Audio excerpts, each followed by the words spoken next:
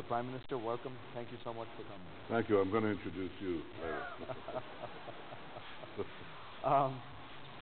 Mr. Prime Minister, the International Atomic Energy Agency now says that Iran has destroyed 98% of its enriched uranium, that its plutonium pathway, the Iraq facility, has been rendered inoperable, that it has done more than most people imagined, and more importantly, that the setbacks to its program, the discontinuation of the vast majority of its centrifuges to enrich uranium, that these setbacks are much more substantial than most military experts believe would have been possible by airstrikes, by military strikes. Shouldn't you be happy and celebrating this? Well, we always wanted this result, but we wanted something else. We wanted to make sure that Iran doesn't reconstitute a much larger capability to enrich uranium with 200,000 centrifuges, which they'll be free to do after 15 years. So the issue was never what happens now. The issue is how to prevent later Iran from breaking through the bomb. But to be fair, Prime Minister, you were suspicious about the interim agreement, said they would not abide by it. They abided by it. You were skeptical that they would actually make these changes that they have made, particularly to Iraq, which was the facility you wanted the bunker buster bombs for. Isn't it fair to say that Barack Obama has achieved through diplomacy what you could not achieve through military action? I always said that you could achieve through economic sanctions and the threat of potent military force results that would set back Iran's program. So that has been, that's the first part that I think is important. But the concern that I have and that others have in the region, just about everyone, is that after a period of time, Iran could resume on a much larger scale its military program because there's no connection to the lifting of sanctions or the lifting of restrictions on Iran's nuclear program to Iran's behavior. It can continue to send its terrorists and its covert armies and overt armies throughout the Middle East and would have the freedom to enrich as much uranium as it wants, which is the critical component for bombs.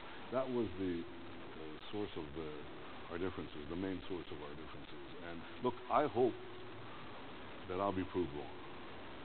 I hope that Iran will be seen to be a moderate country, moderating its, changing its internal repression, stopping its external aggression. I hope I'll be proven wrong. I'll be the happiest person. But you don't have to be. But I'm not sure that I'll be proven wrong, and I have my doubts, and we shall see it very soon. But you don't have to be proven wrong on those issues. The question is, will they be constrained? Will they be inspected? Will they be monitored? And will they, for 15 years at least,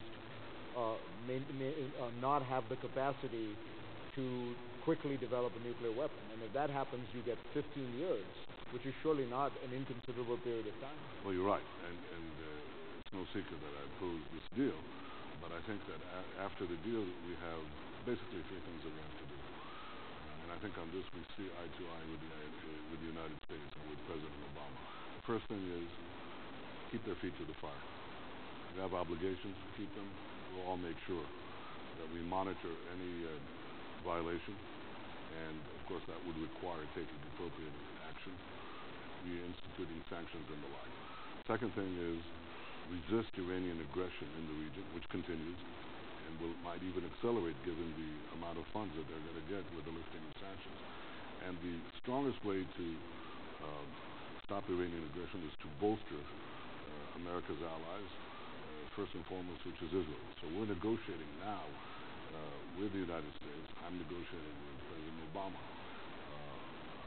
a memorandum of understanding to support Israel's security for the next decade. The third thing that I think has to be done is beyond the region to begin to dismantle the global terror network that Iran, and through its henchman Hezbollah, is establishing in the Eastern Hemisphere and in the Western Hemisphere. I think that's a common agenda that is actually very good for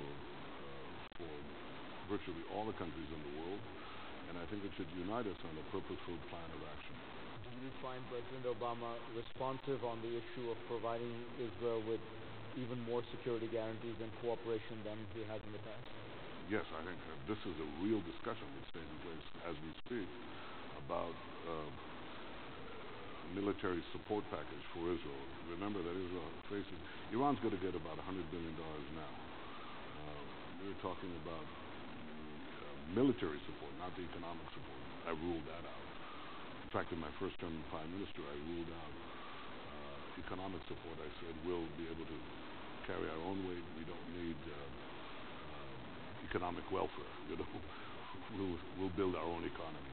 But in terms of protecting Israel and by extension protecting our part of the region, the American assistance to Israel is about $3.1 billion a year. We're talking about a bigger package.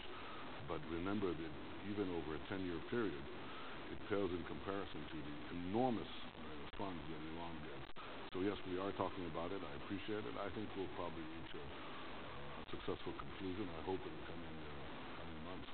And it's a sign of how strong the American-Israeli alliance is. You know, we can have our disagreements. We do. They're always publicized. They're very dramatic.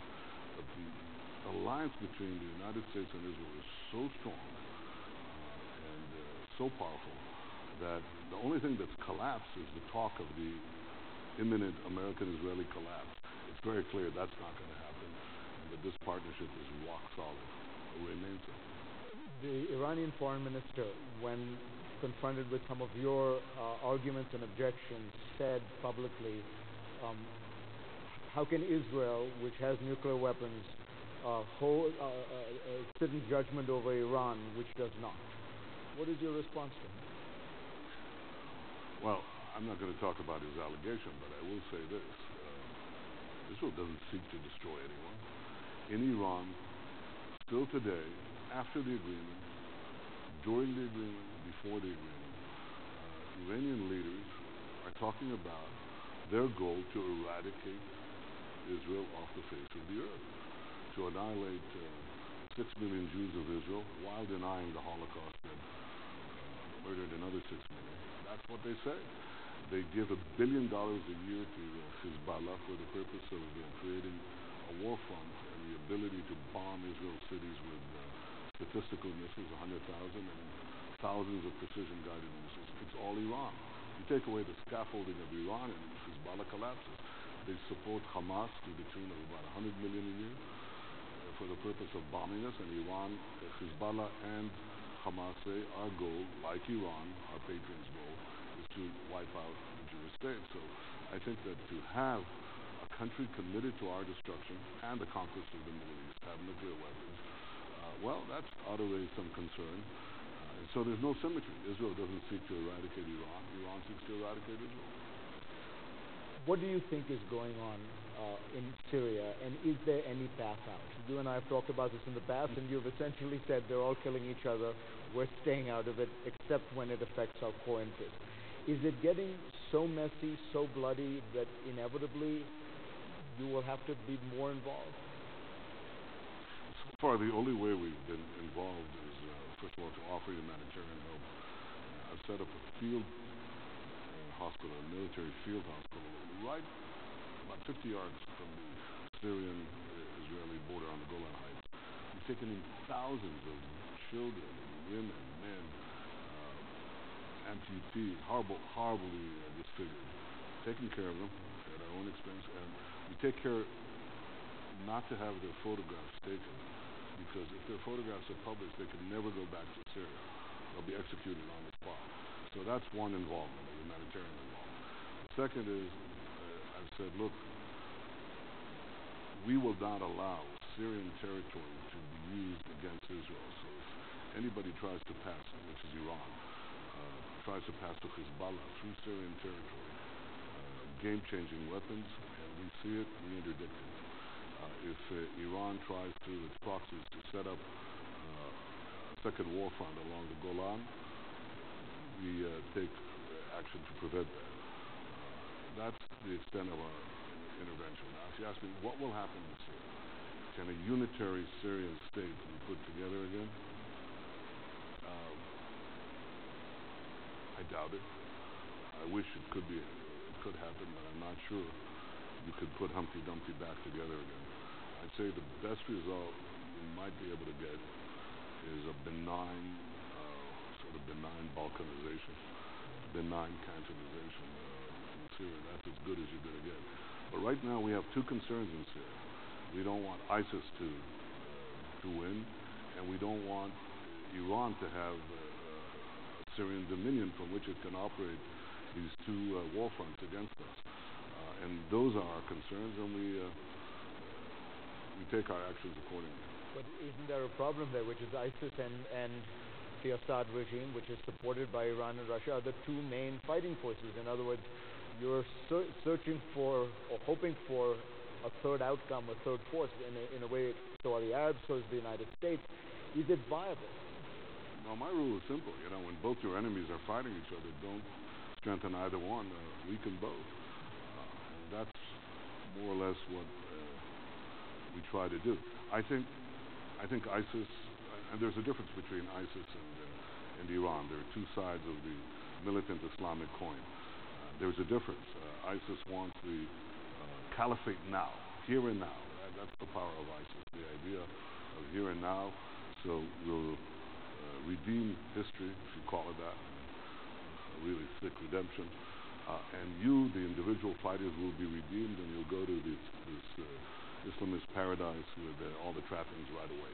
That's how they get all these people to come to fight for it. Iran says not caliphate now, but imamate later. The hidden imam will come back later, and first we have to establish step by step our power. But both of them want to dominate first the Middle East, and from there well beyond. I think that the first order of the day is to defeat ISIS. I don't think it's I think it's a doable thing. I think ISIS can be defeated. ISIS is an idea plus territory plus oil. It is possible to knock out the oil, which takes away half their revenues. It is possible to get at the nerve centers of their ideas, which are concentrated basically in two places. It's in Raqqa and it's in Mosul. It doesn't require taking care of all of the Syria and Iraq. And we have these discussions with the United States and with others about this task. But to the extent that people ask our view, that's our view. Why do you think, as far as I can tell, there have not been many or hardly any Palestinians who have been seduced by ISIS? Well, there are probably more Swedes in ISIS than Israeli Arabs, and that's good. But nevertheless, it's a concern that we all have. The Daeshization of the Islamic world is a great danger, first of all, to the Islamic world and then to everyone else. In Israel, I think Israeli Arabs, are part of our society. We have a lot of things that we need to do. Our government just put in billions of dollars worth of programs now to integrate more of our citizens, our Arab citizens, into our society, especially into the economy, which I think is important. The Palestinians themselves are split. Half of their society is controlled by militant Islam under the Iranian sway, and there is Daesh in Gaza. And the other half, I think we've been careful to enable the economy to continue, even as we have this wave of stabbings, because we don't want to the overall population to fall into that trap. But I think this is going to be a constant challenge. I think we have to fight ISIS both as an idea, but we also have to fight ISIS as a state. The greatest danger to the peace of the world comes from the two Islamic states, the Islamic State of ISIS and the Islamic State of Iran. Those are the two principal disruptors of the international order, stitched in between East and West, and now spreading East, West, North, South. And I think that we'll have to deal with them separately and in different ways. ISIS is defeatable in the short order if there is will and system and strategy. how do you defeat the idea? How do you, if a Muslim leader were to come to you and say, look, 95% of my society is moderate, mainstream, nonviolent, but I do have these pockets of extremism. What do you think is the answer to purging these Muslim societies of these extremism, even if it affects only a small minority? You want my yeah. In a word? I think the key is despair. Is to rob them of hope, the hope that their wild fantasies will actually win out the day. That's the main thing you have to say. You have to keep on defeating them over a persistent, because this has been around. This has been around for centuries. It's been brewing under the surface, and now it pops up, and people have hope. Yes, we can establish the instant caliphate. Yes, we can dominate the world. Yes, we can reimpose a medieval creed, a savage creed that is 1,000 years old. We're going to impose it and defeat modernity, and you have to show the opposite. No, modernity defeats you. I really think this is the issue. And you say, well, can you actually root out the idea? I fall back on a conversation I had with my father. My father was a great historian of the Jewish people, but he was my father. He died a few years ago at the age of 102. And I remember when I was 6 years old, which is about 60 years ago, and I was going to our garden, the garden around our house, and I see my father working in the garden. And I said, Father, what are you doing? And he said, well, help me out. I'm planting these saplings, these little trees. Take a hoe and start digging the ditch, and now, you have to weed out the weeds, and then pour water, and then fertilize them. Okay, I did that. A year later, I go out, my father's working in the garden again. I said, Father, what do you do? Same thing, come and help me. Dig the ditch around the trees and weed out the weeds. And I said, but Father, we weeded out the weeds last year. He said, you have to keep weeding the weeds out. But you see, the sapling is growing. Today, 50 years later, they're gigantic trees. Israel is growing like that too. You fight the weeds. You have to pull out the weeds. You have to deprive them of the hope that the weeds will overcome the garden. And that's a continuous battle. I don't know, and I cannot tell you that there's a formula for the victory, how to weed out medievalism in modern times. Science, education, all of that should be working for us, and maybe the information technology that we discussed here will be a major tool for that, because you have to give people choice, give people the freedom to see other possibilities, and not to cloister young minds with this extraordinary and savage dogmas. So I would say that's a solution. If you ask me to project into the future, and you say 50 years from now, who wins out?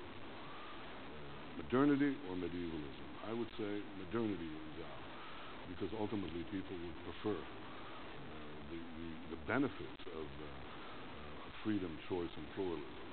But we saw that in the previous century, that another dogma arose, thought it would conquer the world. It took a lot less time to knock it out. And in the process, 50 million or 60 million people died, including a third of my own people. So we want to make sure that, number one, we don't have these casualties and these tragedies. But the main thing we have to do is keep weeding it out. Don't succumb and don't lose hope. You have hope, they should have despair. In your struggle against Iran, you have made some unlikely allies. There is a kind of a tacit alliance between the major, what are called the moderate Arab states, Egypt, Saudi Arabia, and others, with Israel. Is that an awkward situation to be in, given that Saudi Arabia is an Islamic state? It practices many of the forms of Islam that people regard as highly puritanical, quasi-medieval, even medieval. They chop people's heads off. They chop hands off. They have laws about blasphemy and apostasy. Not a lot of churches in Saudi Arabia. Certainly no synagogues. How comfortable are you with that tacit alliance? I see the world as it is, not as I'd like it to be, or not as we remember it nostalgically, and I work from that premise.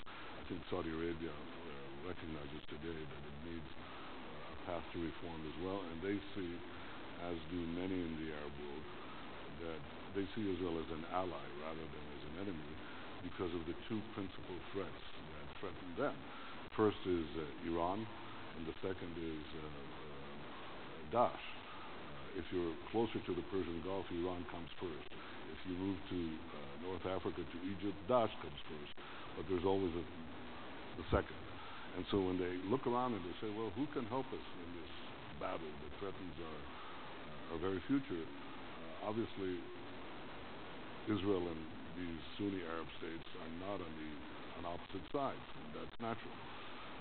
That, I think, tells you there's a bigger story. I said this yesterday. I went to with my wife to a dinner, the opening dinner here, and I met some of our European friends, including members of the EU. And I said, look, I have one request, that the EU policy shaped in Brussels, not the individual European countries, but the EU policy vis-a-vis Israel and the Palestinians merely reflects now the prevailing Arab policy to Israel and the Palestinians. There's a great shift taking place, and it might be. We used to think that if we solved the Palestinian-Israeli conflict, it would solve the larger Israeli-Arab conflict. The more I look at it, the more I think it may be the other way around, that by nurturing these relationships that are taking place now, that could actually, with the Arab world, that could actually help us resolve the Israeli-Palestinian conflict, and we're actually working towards that end. The American ambassador last week had some very strong words about Israel's settlement policy. Do you believe that there is any prospect of a solution to what you, I know, regard as a huge problem, which is that Israel rules over vast millions of Palestinians who have neither a country nor the right to vote? How is this going to end? Well, first of all, they have their own government. They do vote. Not national sovereignty. Yeah, well, I think it's a question of who has ultimately the security control. Because what we've seen is that when you have Western forces withdraw in the Middle East anywhere, then immediately what comes in is militant Islam. It happened to us in Lebanon. We went out. Iran walked in with its proxy Hezbollah. It happened to us in Gaza. We walked out. Iran walked in with the Islamic Jihad and with Hamas. And of course, people in Israel who want a solution, as I do, between us and the Palestinians say, well, we don't want to govern the Palestinians, but we don't want the territories that are handed over to them to be used as territory, as a launching ground for militant Islamic attacks, as happened before in Lebanon and in Gaza. So the only way you can resolve this is to have a negotiation to resolve all the outstanding issues. First and foremost, the persistent refusal to recognize the Jewish state in any boundary, which I think is the core of the Israeli-Palestinian conflict. And, you know, you can't resolve something like this, including the question of settlements and borders and security, without a discussion. We haven't been walking away from negotiations. Unfortunately, the Palestinian leadership for the past 7 years has deigned to meet with me for 6 hours in the first year. And since... But they say you create facts on the ground by building these settlements that make it highly unlikely that there will ever be a Palestinian state. Well, they say that, but in fact that's not the case, because the settlements take up a very small amount of land, and in any case it's something to be negotiated. Let's negotiate. And every time I come to a forum like this, I say, okay, you know what, Fareed? Issue the invitation to Abu Mazen, President Abbas, and it will give me an excuse to stay in Davos for a long time. And we'll just wait until he comes, okay? I've said that at the UN, I've said that in Washington, I've said that in Paris, I've said it in London, I've said it any place that I've been, and he's refused to come. And that remains the problem. He wants to go around the negotiating process and have an international diktat at the UN or wherever. And that is not the way we're going to resolve this issue. You have to sit down and negotiate. We're willing to do it. They're not. I hope they change their minds. Do you worry about the delegitimization of Israel? What are the trends that you see happening with regard to other countries' relations with Israel? I see two opposing trends. One is what you just described, the attempt to boycott Israel, the attempt to defame and slander Israel, which continues as we fight the terror, the same terror that afflicts just about the entire world. We sort of set apart, double standard. Take the UN Human Rights Commission. I think 60% of its resolutions, 60% of the resolutions of that UN committee, and it's aptly named by the way, are directed against Israel. The rest of the world is 40%. Syria, Iran, Libya, you name it, okay? Israel. The democracy that upholds human rights, that is beleaguered by and fights and lives according to real human norms and democratic norms. So obviously that trend exists. It exists in the UN. It exists, unfortunately, in the EU and some other international bureaucracies. That's a given, and some of it is actually getting worse. And that's paradoxical because there's a completely contrary trend of countries coming to Israel. I'm talking about small countries like India, China, Japan, Russia, just about every African country, not every, but virtually every African country, countries in Latin America, and of course the Arab states. Why are they coming to Israel? Because of two reasons. The first reason is militant Islam and the terror that it spews, and everyone is concerned with it. Some are downright frightened, and they say, who can help us with this? Who has military intelligence or Mossad intelligence or operational experience or databases and so on? They say, well, Israel is definitely there. So they're coming for that reason. And the second reason is not merely to fight the forces that want to take mankind back to the past. It's to seize the opportunities of the future. If you want water recycling, go to Israel. Number one, we recycle virtually almost 90% of our wastewater. Number two is Spain, 25%. If you want to increase dairy production, and if you're a country like China or India, that's of interest. Well, which cow produces most milk per cow? Now, I know you think it's a Dutch cow or a French cow, but you're wrong. It's an Israeli cow. It's a Jewish cow. It's a computerized cow. I mean, every moo is computerized, okay? And if you want to do cyber, and you say, well, we have, Israel is a country of 8 billion, and in 2014, we had 10% of the global private investment in cybersecurity, except it changed in 2015. It doubled to 20%. So Israel is a cyber power. Israel is in agriculture and water recycling and IT and health and all the areas that are changing life and that are being discussed in this forum. So if you want to fight the forces of the past and seize the opportunities of tomorrow, people say Israel has got each foot planted very firmly in both great challenges that face the world today. So the countries are coming. And some of them, and here's where the twain shall meet. I said to leaders that I meet,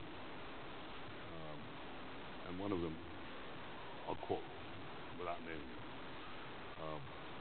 I said, look, we have a fantastic relationship, unheard of in 10 years ago, 15 years ago, just unheard of, unimaginable. Don't you think it's time that your voting pattern in these international bodies change accordingly? And some of them, say, yeah, we'll begin to change it. But this particular leader just said, yes, and he just changed it on the spot. It moved. You can look at some of the more interesting votes in some of these international bodies, and you'll see what I mean. So I think eventually the ganging up on Israel in international bodies is going to change as the interest of countries that compose those bodies become reflected in the way that they vote internationally. and I think that'll be good. There's a real change. Israel is courted. Israel is sought after. Israel. The last thing is one other great leader from one of the big business organizations said to me, "Boycott Israel? How could I boycott Israel?" He has a very big R&D operation in Israel. He said, "If I boycott Israel, I'll boycott myself." So I think that is telling you that on the state level and on the business level, Israel has become a very interesting country for governments and businesses alike, and I think that reality is changing. And the most dramatic change, without a doubt, is the relationship that is beginning to develop between Israel and most of our Arab neighbors in order to fashion a Middle East free of the dominance of militant Islam. Last question. I know we're going a little bit over, but as you can tell, this is a fascinating conversation. You have had a long tenure in Israeli politics. You might have an even longer one. They say that you should choose your father carefully if you want to live long. Your father lived to 102. What do you want your legacy to be? What do you want people to think of? There were many people who thought you might be the Nixon who took the United States to China, by which I mean the hardline conservative Israeli politician who would make peace with the Palestinians and create a two-state solution. Do you still hope, or did you ever hope that that would be your legacy? Yes. First of all, I'm not through it. Let's get that straight. I think my first responsibility is to ensure the safety and security of the one and only Jewish state. That's not an easy feat. But if I look back 67 years since the founding of Israel, we had a few 100,000 people. Today we have 8 million. We had a tiny GDP. It's much bigger today. Our GDP per capita has grown by leaps and bounds. We've built an army that can defend ourselves and can also offer a modicum of stability in our neighborhood. I want to ensure the future of the Jewish state while trying to achieve peace and stability in our region. That's a tall order. We've revolutionized our economy. I had something to do with it, to create a market economy. We need to,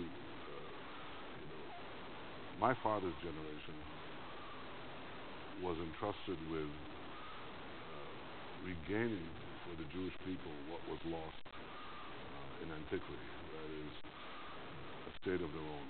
My generation is charged with protecting and nurturing what was regained. And in so doing, I think we can also change the world. The things that we're doing in Israel are changing the world. They're changing it in medicine, they're changing it in communications, they're changing it in cyber, they're changing it just in so many things that can benefit our neighbors and the rest of humanity. To do all that, I have to make sure that the future of the Jewish state is safe and sound. That's my one goal. And I would like to be remembered as the protector of Israel. That's enough for me. Protector of Israel. Mr. Prime Minister, pleasure to have you on. Thank you.